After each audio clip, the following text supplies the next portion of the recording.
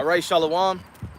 First and foremost, as always, we want to give all the praise, honor, and glory to Yahweh, Ba'ashem, Yahweh Shai, Ba'ashem, Rekah HaKadosh.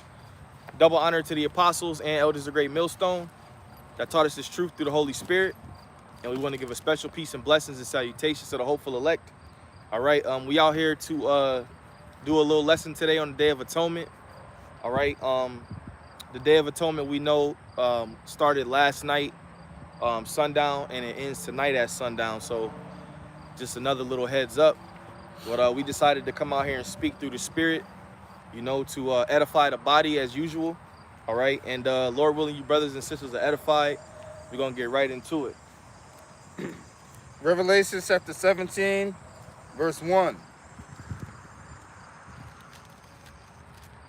And there came one of the seven angels, which had the seven vials, and talked with me, saying unto me, Come hither, I will shew unto thee the judgment of the great whore that sitteth upon many waters. Right, and that great whore is known as America, Babylon the Great, that sitteth upon many waters.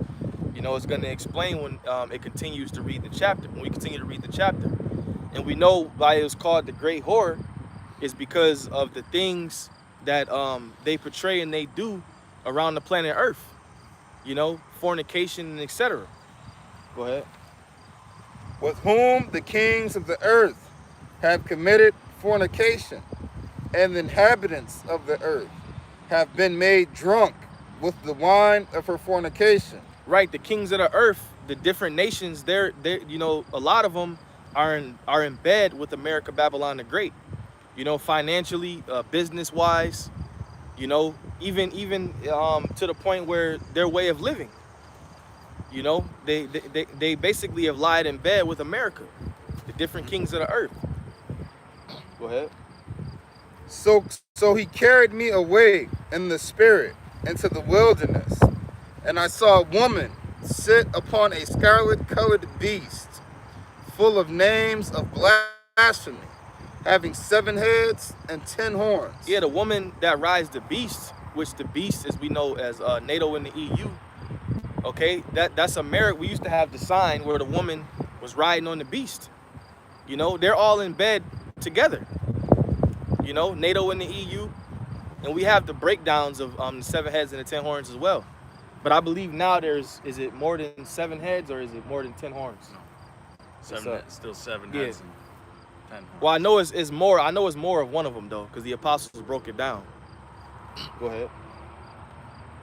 And the woman was arrayed in purple and scarlet color, and decked with gold and precious stones and pearls, having a golden cup in her hand, full of abominations and filthiness of her fornication. Yeah, because the America, Babylon the Great is really filthy, man.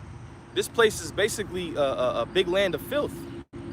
You know, people think that this is the land of the free and the home of the brave, but when you really figure out, you know, the ins and outs of this place, you understand that what it's really wretched and dirty, man. You know, Wow. And yeah, vile. That's something on there. Go ahead. Habakkuk 2:15. Woe unto him that giveth his neighbor drink, that puttest thy bottle to him, and makest him drunken also. And that's what America's done with all these other nations. Okay, it's made all their allies drunk with that, with those wicked philosophies. I mean, over in the Middle East, you got fucking McDonald's now. Yep.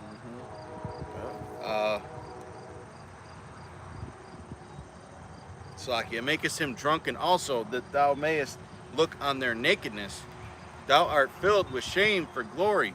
Drink thou also, and let thy foreskin be uncovered. In fact, I'm going to pull up Isaiah 47. The cup of the Lord's right hand shall be turned unto thee, and shameful spewing shall be on thy glory. So yeah, you know, like we were saying, these different nations, they lie in bed with America, but a lot of these nations are now waking up. You know, they don't want the dollar anymore. They don't want your way of living. You know, they're basically they've awakened to your wickedness, and a lot of them are building up the nuclear arsenal to shoot missiles on you. You know, Babylon, they already said They said they don't want to go to war with Russia and China. They already said that because they know the outcome of that. And they know ultimately that Russia and China will team up against this place.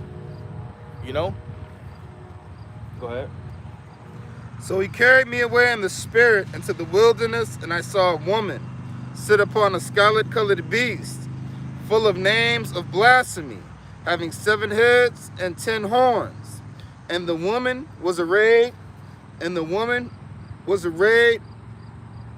purple and scarlet color, and decked with gold and precious stones and pearls, having a golden cup in her hand, full of abominations and filthiness of her fornication. Yeah, the scriptures say that Babylon have been a golden cup in the Lord's hand that made all the earth drunken. You know? Drunken with wickedness. Mm-hmm. All right, anything that's against the Most High, that's what this devil pushes. Yep. Okay, and like the scriptures say, their posterity approveth their sayings, man. You know, he acts like his word is the word of the Most High. You know, like everybody on the earth has to take this jab.